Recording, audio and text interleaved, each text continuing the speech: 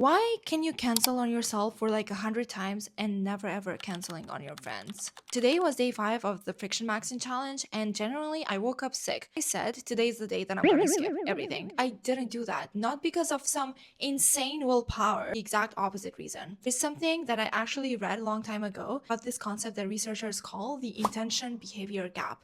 Basically says that having a strong intention to do something almost never predicts whether you actually do it. Like you can really genuinely want to go on a walk and then still not go. Not because you're lazy, but because intention and action live in completely different parts of your brain. That part that makes decisions, that's your prefrontal cortex, rational part, the part that wants you to do good things, but the part that actually wants movement, that responds to cues, to triggers, to environment, not to motivation. So your brain isn't lying to you when it says, I'll do something later. You really mean it. It generally wants that and it means that. It just can't follow through on intention alone. So this morning, I said I had no energy, but what got me out of bed was this call that I set up yesterday with my friends, an accountability call to go and write together during that time. That's it. There is no pressure, there is no performance. It's just friends showing up on a call and working for 2 hours straight. Specific app that I have been putting it off, and I felt so good about it. And after that, I wanted to have coffee, so I used that opportunity to go for a 30-minute walk to get my coffee.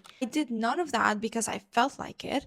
I did all of it because the first queue was already set up yesterday, like a day before, and it was on my calendar. And that's the implementation intention in real life. The if wasn't if I feel motivated, it was if my friends are on the call, I'm gonna show up as well. And everything else just followed through. Tonight, I have 30-minute ride to bring my book, The Gentleman from Peru, which is a fiction book. And I'm really bad at reading fiction books. So as someone who always defaults to nonfiction, to always looking for something to learn, I want to really make myself read fiction. And fiction does something amazing to your brain. It builds some kind of an empathy that facts can create. Your brain actually simulates the experiences of being in the shoes of another person. And that's my cue for tonight. A book goes in my bag right now, because if I wait until I feel like it, day 5, it could have been just me laying down, being sick, and not picking up the book, the call, the coffee, or even doing the walk. Challenge isn't to asking myself to be motivated every day, it's asking me to build cues so that on days I have nothing,